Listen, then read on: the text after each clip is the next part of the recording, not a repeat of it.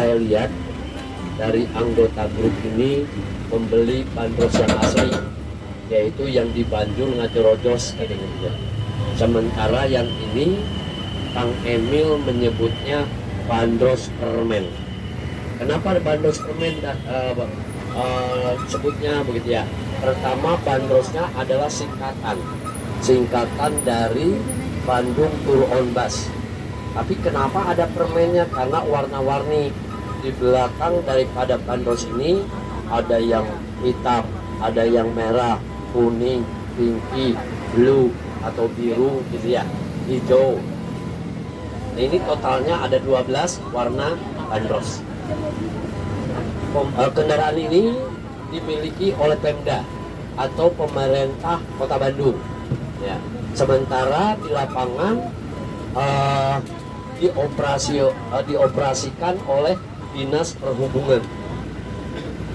Sementara saya pribadi ditugaskan oleh Himpunan Pemandu Wisata untuk menyampaikan informasi yang pernah saya baca.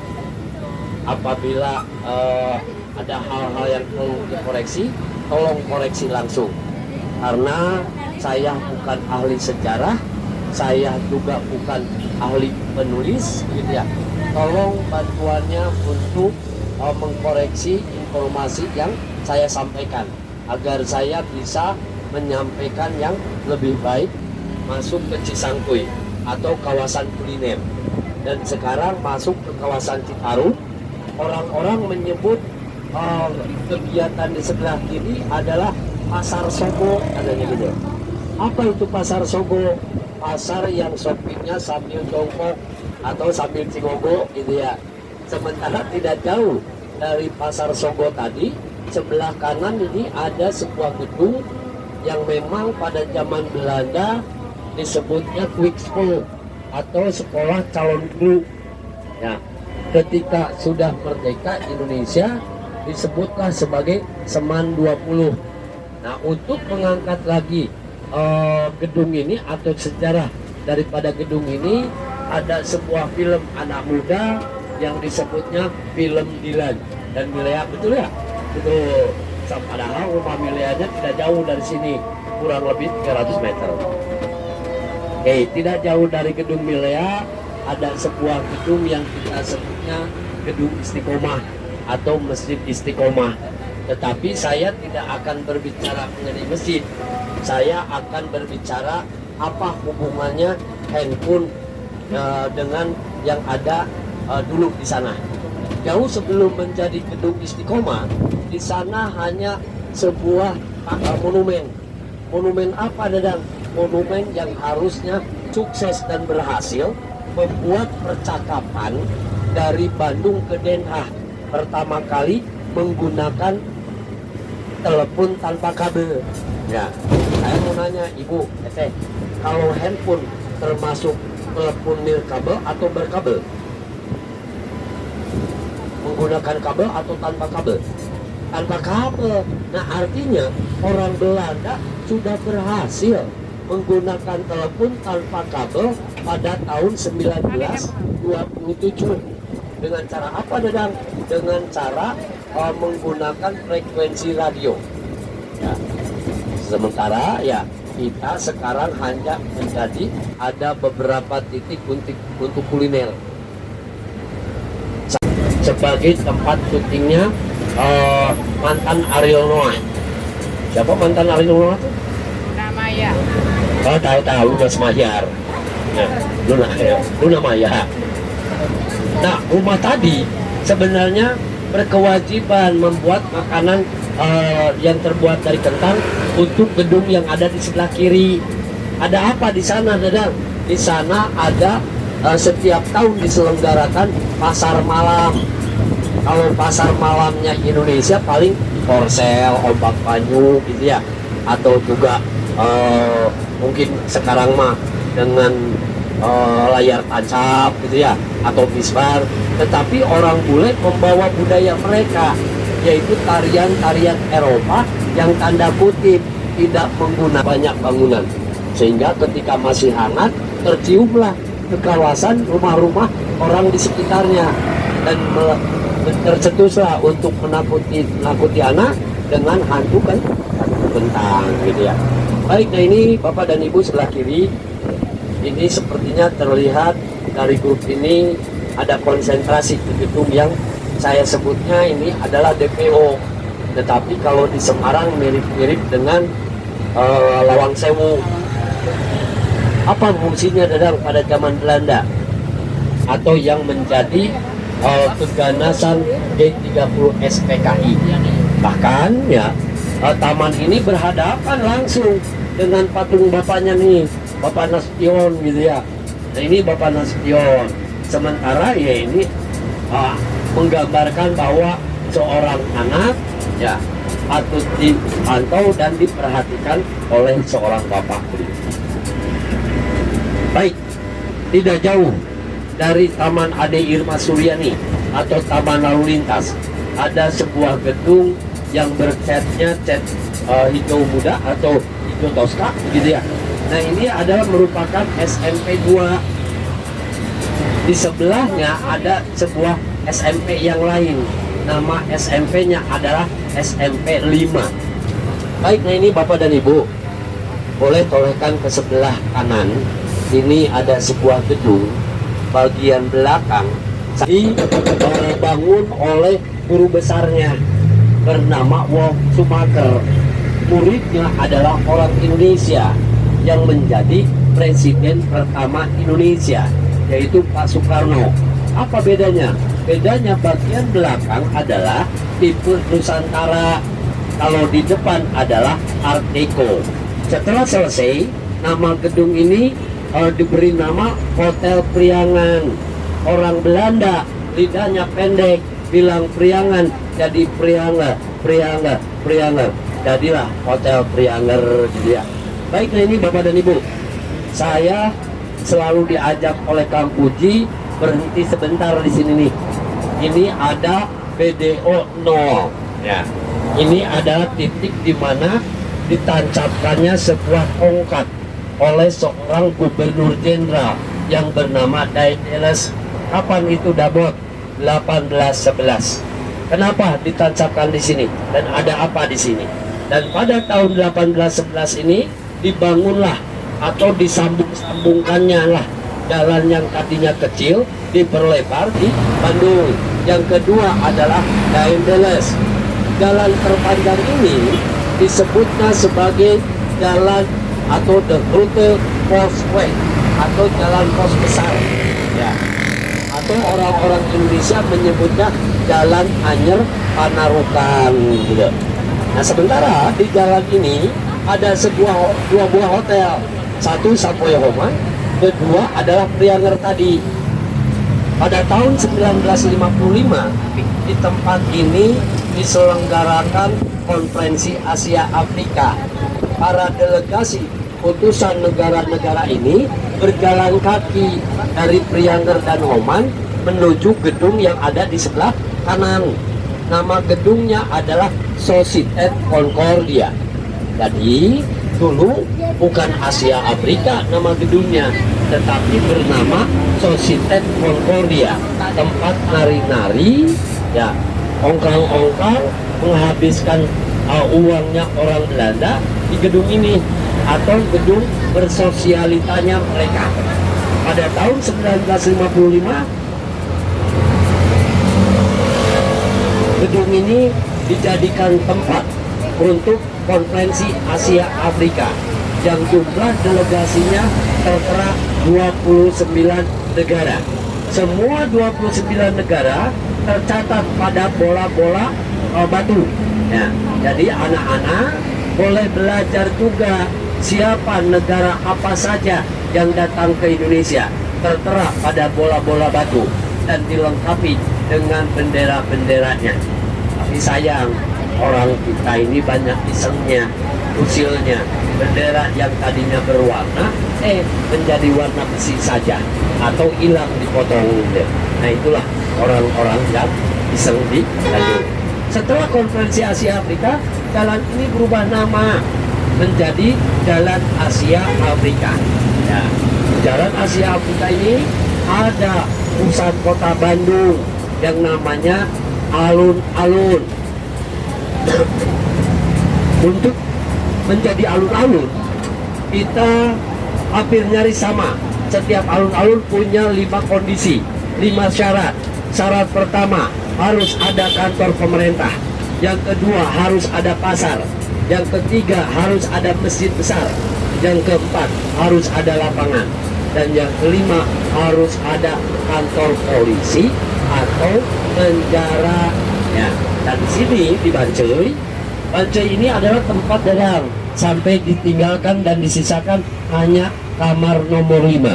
Itu adalah ruangan untuk memenjarakan calon proklamator Indonesia. Pada tahun berapa? Tahun 1929.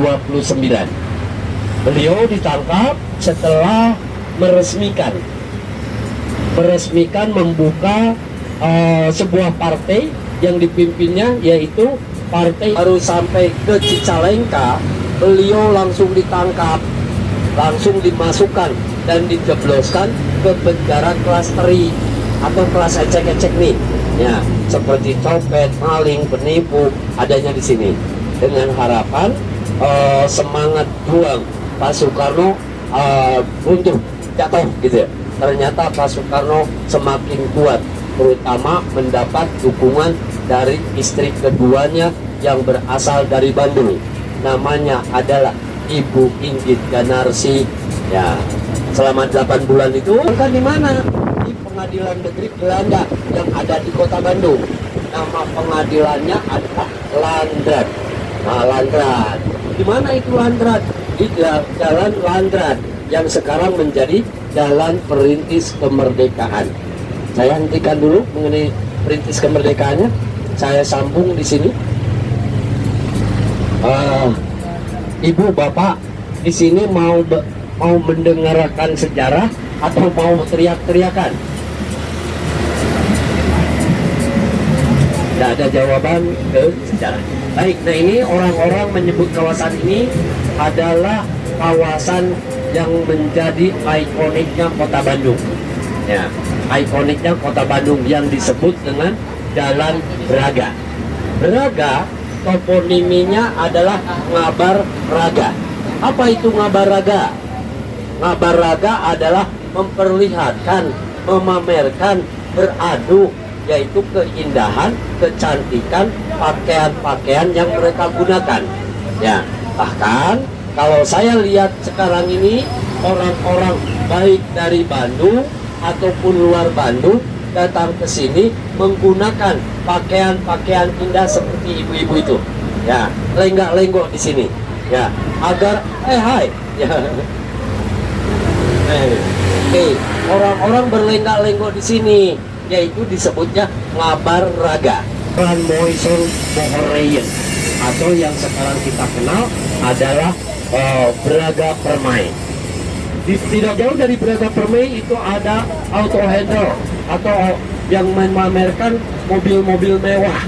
Ya, mobil-mobil mewah, Mercy dan sebagainya di situ. Ya, ketika tahun 1923-an.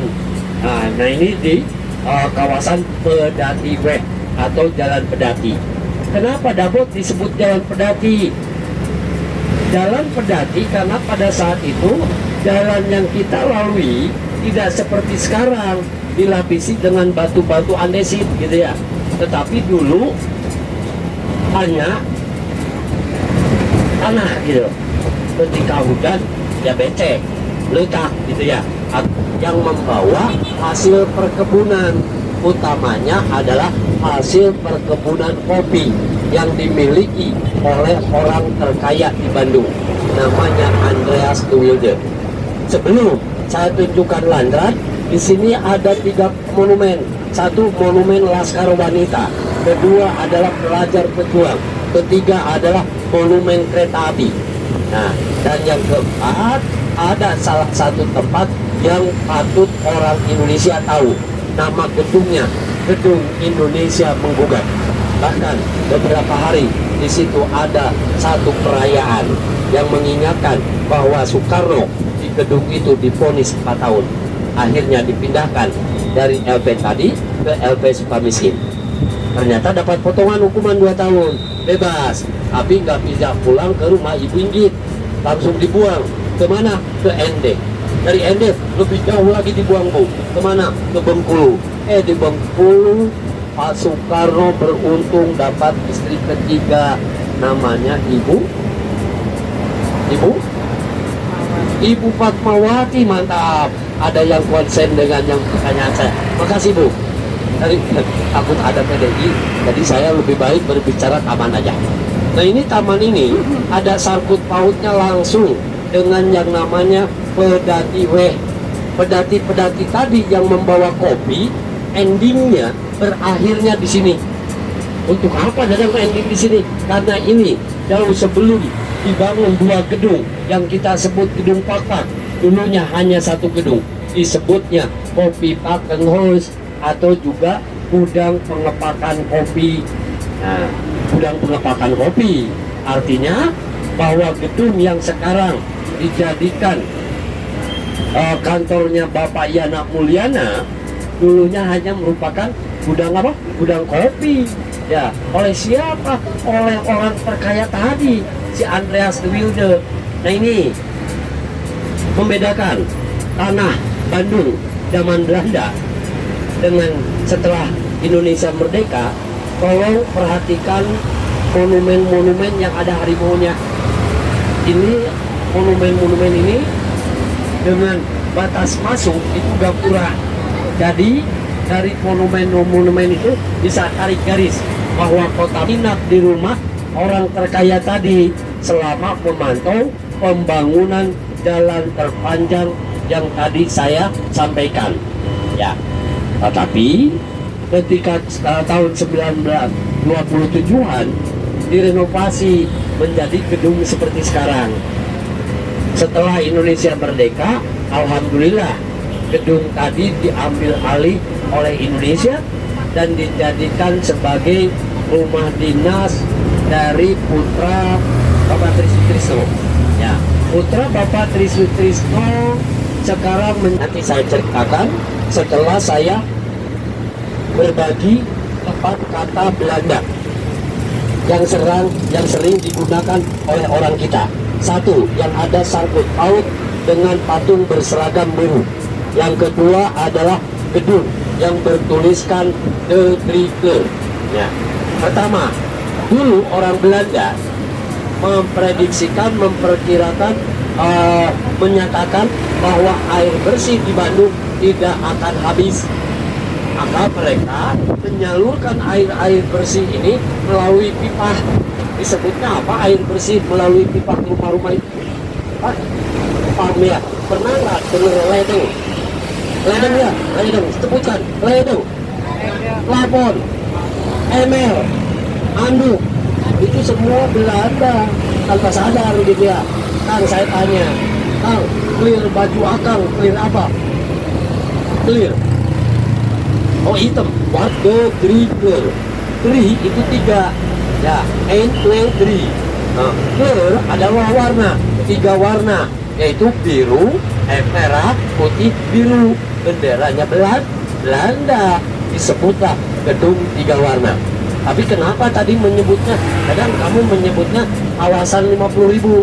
Saya ingin mengingatkan, Komandan Kenil Palais. Yang kelima adalah Bio Farma dan keenam Cikal Bakal ITB.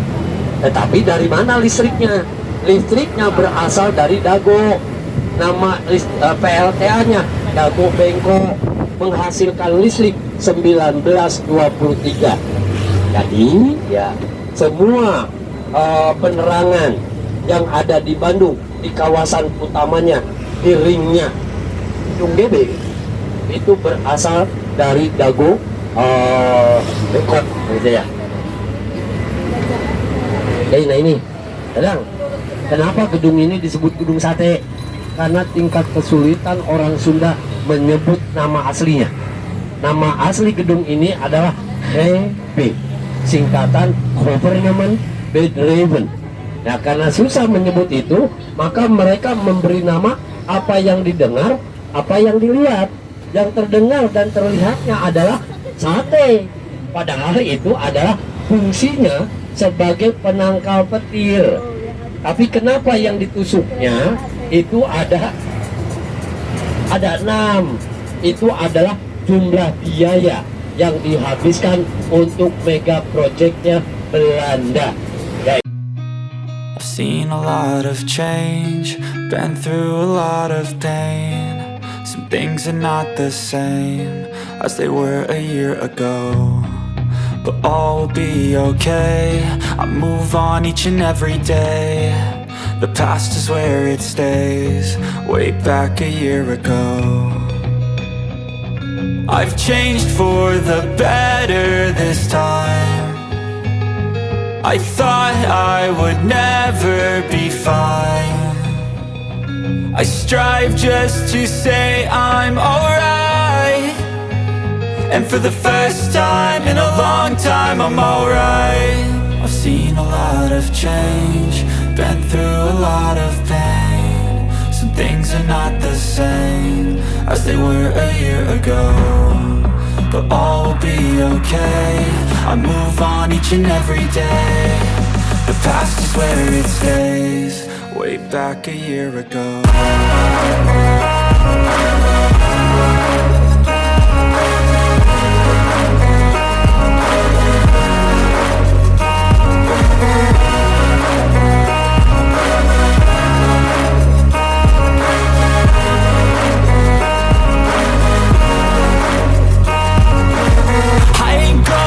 I'm not falling, I'll push all my chips and call all in. I'll bet on myself, you keep stalling. I hear destiny and it's calling. I'll keep my head up high through the downs and lows, and where I'll go in life, still nobody knows. But I'ma choose what's right and take what comes and goes, and ain't no one in life holding me back no more. I've seen a lot of change, been through a lot of pain. Some things are not the same as they were a year ago, but all will be okay. I move on each and every day. The past is where it stays, way back a year ago.